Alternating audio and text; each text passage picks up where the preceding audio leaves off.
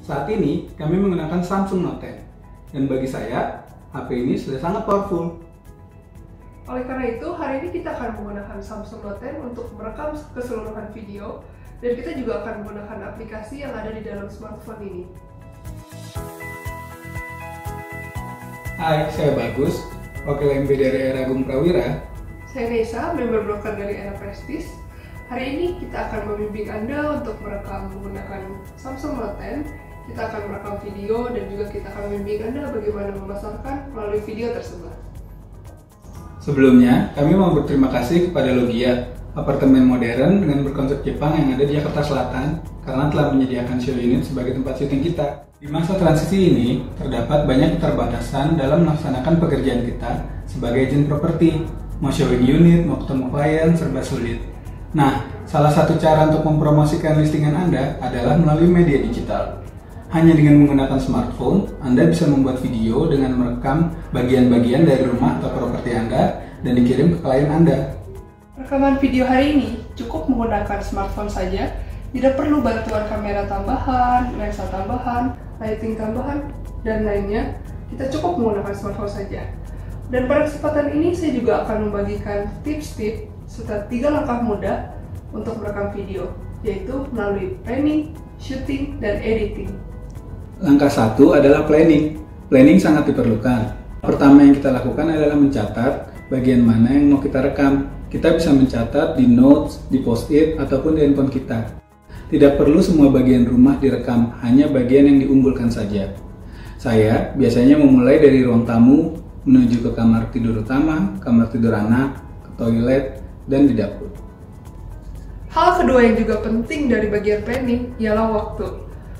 Untuk rekomendasi waktu di pagi hari ialah jam 8 sampai dengan jam 10 pagi.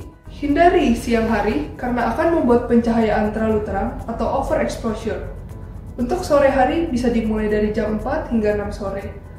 Tergantung dari lokasi, Anda bisa membuka jendela untuk memasukkan cahaya alami dan menerangi rumah Anda semaksimal mungkin. Hal ketiga dalam planning adalah merapikan ruangan sebelum kita mengambil gambar. Hal ini bertujuan agar ruangan terlihat lebih rapih dan luas. Langkah kedua, shooting. Langkah kedua tentu lebih fun karena kita akan mulai merekam. Saya siapkan handphone saya dan saya cek settingannya. Saya akan pilih HD karena ini sudah cukup memadai, tidak perlu terlalu besar filenya, dan juga pencahayaan lebih natural. Kemudian siapkan wide angle untuk mencapai hasil yang lebih luas. Pastikan juga Anda merekam secara landscape, bukan portrait. Framing atau memposisikan kamera Anda juga sangat penting. Jangan mengambil dari sisi ke bawah seperti ini, ataupun dari bawah ke atas, karena akan membuat ruangan terlihat tidak sejajar. Paling baik adalah posisikan kamera Anda sejajar dengan garis ruangan yang terlihat. Cari panduan garis lurus yang terlihat di kamera Anda. Banyak orang memegang handphonenya, entah ketinggian, entah pendekan.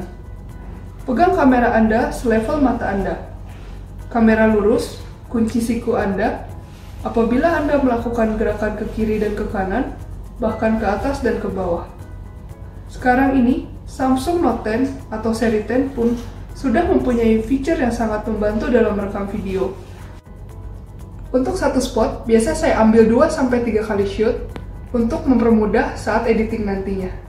Nah, sekarang bagaimana caranya mengambil video di ruang yang tidak terlalu luas, seperti kamar tidur? Ini mudah. Anda tinggal cari tembok atau sudut, Anda mundur sampai menempel, posisikan kamera selevel mata, dan Anda tarik tangan Anda sampai mengunci di badan Anda.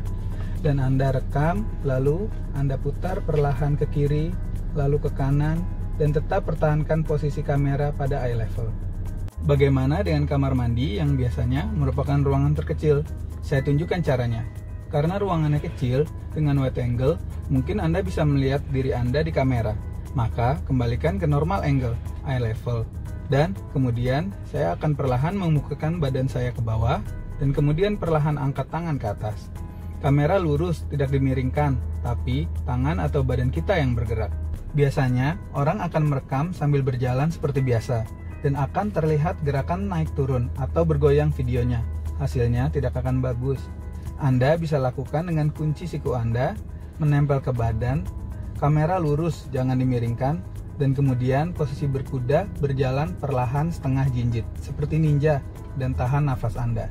Peralatan dapur biasanya berkaca, sehingga mudah sekali pantulan badan kita tertangkap kamera. Hindari hal tersebut dengan teknik sederhana, seperti jangan merekam lurus, tetapi dari menyamping, dan mengambil rekaman dengan menggeser tangan kita dari satu sudut ke tengah-tengah seperti ini. Satu lagi, tips kondisi dapur sebelum direkam, pastikan dapur Anda bersih dan tertata dengan rapi. Langkah ketiga adalah editing. Buat diri Anda senyaman mungkin dan jangan pernah berpikir editing itu sulit. Karena balik lagi fokus ke langkah kedua yaitu syuting, yang akan membuat proses editing menjadi lebih mudah. Setelah kita memilih video-video yang akan dipakai, video yang tidak terpakai harus dihapus biar tidak memenuhi memori handphone kita.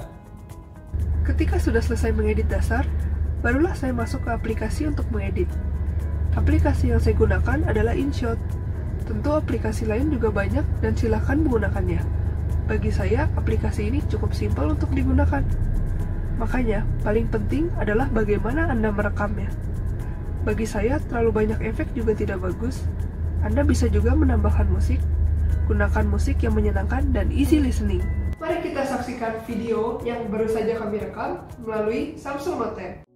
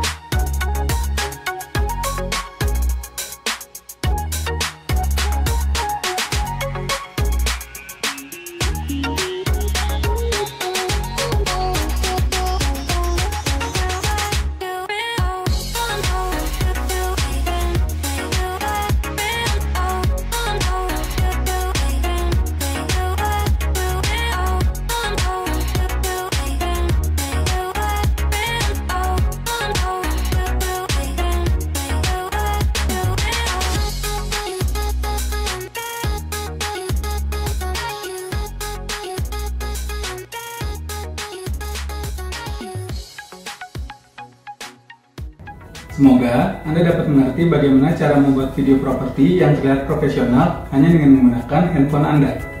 Stay safe, Stay healthy. salam closing!